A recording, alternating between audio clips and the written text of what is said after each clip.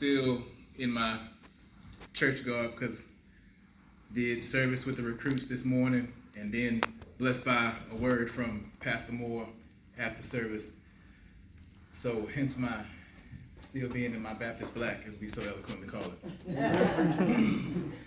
it. So I am appreciative of the opportunity just to speak at an event of this magnitude. Sincerely, I express my gratitude. And I promise not to be before you too longitude so as not to change your good attitudes. Amen.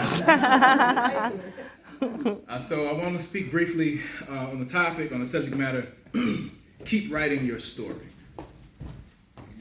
Keep writing your story.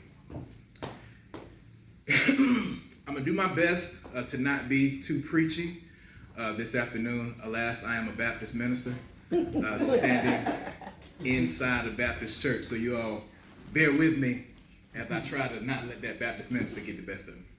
Amen. But in the 11th chapter of 2 Samuel, it tells the story of a brother by the name of David.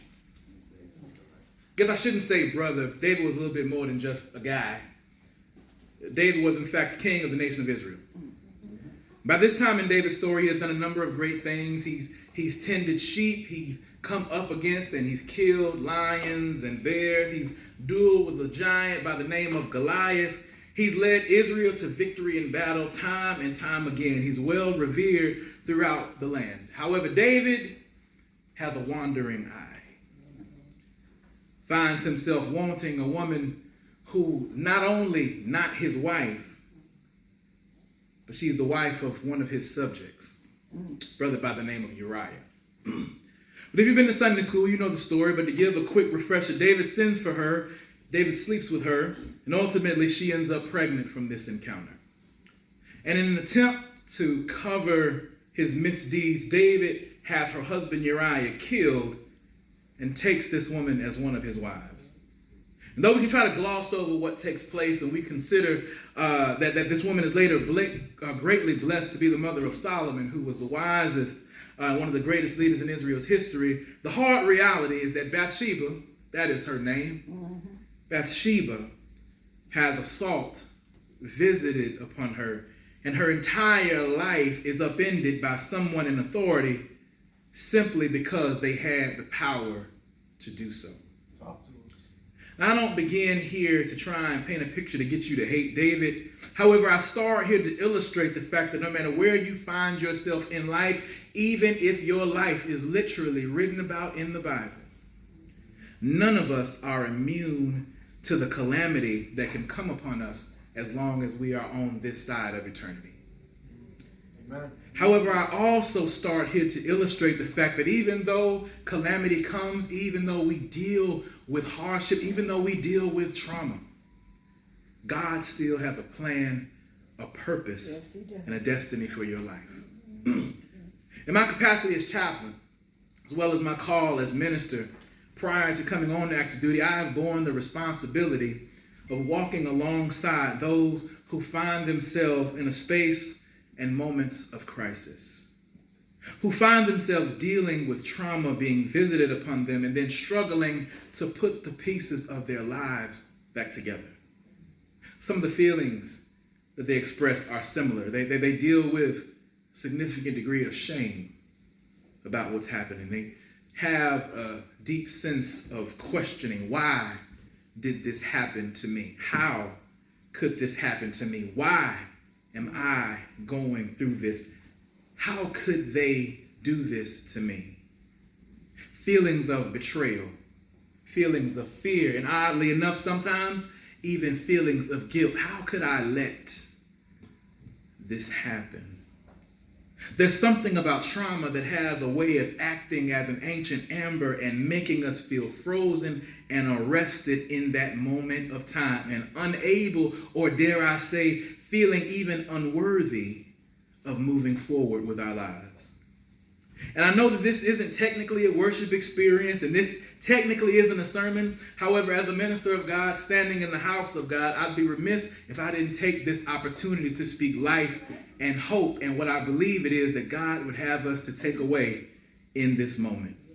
And so, like a good Baptist minister, I limit myself to a quick 3 points and I'll be out of your way.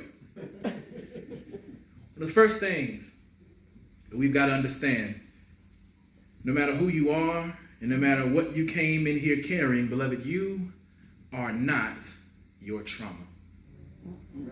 You are not your trauma. I push pause, press rewind, say it again, Rev.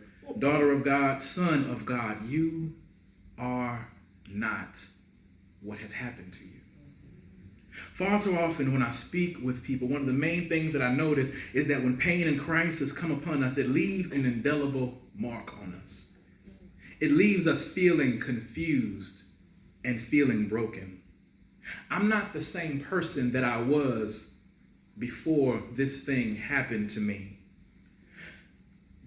I don't know that I can be the person that I should have become had this thing not happened to me. And if we're not careful, we can start to bear our trauma as our identity. We can come to the space of feeling like the thing that has happened to us now defines who we are. But if I can just pull up and park right there for a moment and say that yes, our traumas are in fact the things that happen to us. However, they don't get the final say-so on who we are. That's right. I know that I said technically this isn't a sermon, but if it was, I'd remind you that despite what we have been through, you are still fearfully and wonderfully made in the image of God. Amen. I'd remind you that you are still loved, valued, and supported. I'd remind you that you are still the dreamer that God created. Amen. That you are still the visionary that God created. That you are still the planner, the organizer, the glue of the family, the wonderful and amazing soul that brings light and life and hope to others around you. Child of God, what happened was traumatic. Earth-shattering.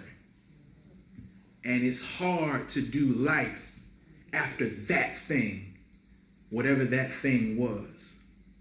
But you've got to know that what happens to us doesn't define for us who we are. That's right. Yeah. Beloved, keep writing your story. One of the next things you've got to know is that you don't walk through your dark night of the soul alone. That you don't face the things that you go through by yourself. So prior to coming on to active duty, I served as a youth and children's pastor at a church in North Carolina. And on one evening during Bible study, we did an exercise. We're talking about fear and how is it that you deal with fear and what it is that you do when you find yourself afraid. And I'm working with first and second graders, so they're between like that 5 to 7 age. And so I'm standing there, and the instructor that I'm working with, I have them to go over and stand by the light switch. And as I'm talking, I'm at that point I was just freestyling. I was way off track with the lesson, and I looked over and I just nodded my head, and she turned off the light. And immediately, for anybody that has had small children, worked around small children, immediately everybody in the room panics. They scream, they, oh no, and they fall apart. Because most kids are scared of the dark. I didn't expect to have to be in this situation. I didn't expect to find myself in this situation that is so overwhelming and fear-inducing for me. The lesson that we learned, however, is that after a few seconds of the screaming, after a few seconds of the panic, they settle. They settle because, for one, I started to speak. Hey, you're okay. You're in the same space. Nothing's going to happen. I am still here with you. But they also realized that my friend to the left and my friend to the right are still here with me alone. The point of the lesson being that it's not being in the dark so much that scares us. It's being alone in the dark that scares us.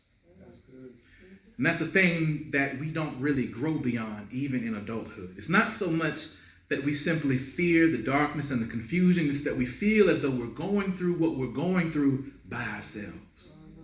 Trauma has a way of making us feel as though we're the only ones dealing with what it is that we're carrying. We are ashamed of what has happened. Here it is again, because we feel like we let this happen to us. we don't want to talk about it. I don't want anybody to know, because if I talk about it, you're going to look at me differently and treat me in a way that I don't want to be treated. So it's easier for me to just carry this burden by myself because nobody else is going to understand it anyway. However, in moving in this way, it ultimately leads us to the space of feeling that we're alone, when the reality is there is a community that wants to come around you and support you and help bring you back into the light. That's right. Amen. In the life of Bathsheba, it happened like this. There was no one who could plead her case, not really anybody with firsthand knowledge of what had happened, and certainly not anybody who would have been willing to challenge the king. However, God saw her situation and sent a brother by the name of Nathan, a prophet, to speak to David and remind David that you may have overpowered these people, that these people may view you as big and scary because they serve under your subjection, but God has seen and God is aware, and God pleads the case of Bathsheba even when it seemed like there was no one else to hold David accountable. Beloved, I know that I said technically this isn't a sermon. But again, if it were a sermon, then I'd remind you that even in the midst of our trauma, even in the midst of our struggle, even in the dark night of our soul, God sees, God cares, God knows about, God shows up for us. But not only that, he blesses us with community. Yeah. Remember, I told you that the kids, they settled a little bit when they realized, oh, Reverend Ashe is still in the room with us. But they really started to settle when they realized my friends are still here with me. Come on, sir. Take a second and look around. The room here is full of individuals and resources to help you walk back from hiddenness to wholeness. To remind you that you are not in this fight alone, that are there to remind you that there are those who care, who are strong, who will stand in the gap and advocate with you and for you when you find yourself in that space of feeling like, I don't know that I've got strength to carry myself any longer. Amen. Amen. Beloved, trauma comes and visits chaos on our world. However, even in those moments, understand that you don't beat back the waves of the darkness on your own. Child of God, keep writing your story. Trauma doesn't define who we are. When we find ourselves dealing with these things, we don't fight the battle alone. And the final thing that I'll share with you this afternoon, and I'll be out of your way, is this. Our trauma doesn't define our destiny. That's right. Your life still has purpose. Amen. Amen. Beloved, God still has a plan for your life. That's right. Some time ago, I had the opportunity to listen to an interview done by Maya Angelou. In this interview, she's talking about her work, I Know Why the Caged Bird Sings. For those who may be less familiar with the title or with its contents, it's something of an autobiographical work, especially of Maya Angelou's childhood and younger life. She shares a traumatic assault that happened to her and ultimately rendered her voiceless. She shares that for roughly 6 years, she does not speak to anybody except her brother, because she was so traumatized by what had taken place. She blamed herself for the ultimate outcome of the situation. Her trauma left her feeling broken and unable to utilize her voice and her words. However, young Maya's life still had purpose. God blessed her to have a grandmother to walk with her through her trauma and pray with her through her pain and remind her that even though this thing has happened to you, it does not get to limit your potential and cause you to be stuck where you are. Most of you may not know the story. Maya Angelou went on from having no voice to being one of the most powerful and prophetic voices in our nation and our world for over 6 decades. Because even though she dealt with unbearable trauma at a very early age, she had someone in her life who reminded her that even though what happened has hurt you, it cannot denounce or reduce or in any way deny you your destiny. I know I keep saying that this ain't a sermon, but since I'm here, I may as well finish telling you the story of Bathsheba. Bathsheba, that's her name. Forcibly taken and assaulted by the king. Bathsheba, who was impregnated by the man who victimized her. Bathsheba, who not only was taken but also saw her husband killed at the hand of the man who set all of this in motion. Bathsheba, whose whole world was upended by something that was visited upon her that was completely outside of her control. If anybody had reason to feel like it's all circling the drain, I'm alone in this. There's nobody to help me. This is my lot in life, and this is where the story ends for me. If anybody had reason to despair, it was Bathsheba.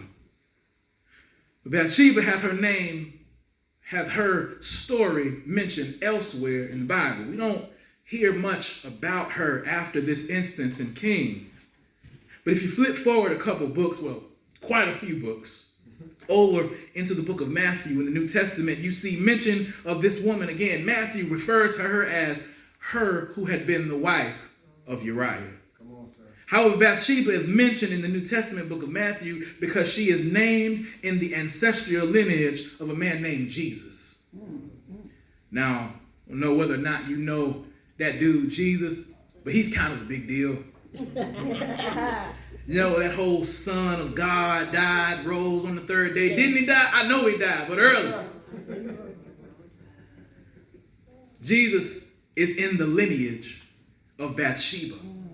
Because even though her world had been upended, even though she had been attacked by trauma, even though she was the victim of assault, God still looked at her and said, your trauma is not what gets to have the last word on your life. Yes. And child of God, I don't know exactly who needs to hear this today, but you need to know that even though you've been through, even though we carry the marks, even though we carry the scars, even though we've experienced the trauma, your life still has purpose. God still has a plan for you. So take that class. Start that business, write that proposal, apply for that job, start that program, move to that place, do that thing, whatever that thing is for you. Because your trauma doesn't get the privilege to determine your destiny. Our trauma doesn't get the right to have the say-so over our lives. The traumatic event doesn't get to define you, and since it cannot define you, then child of God, get up and continue to write your story. Amen.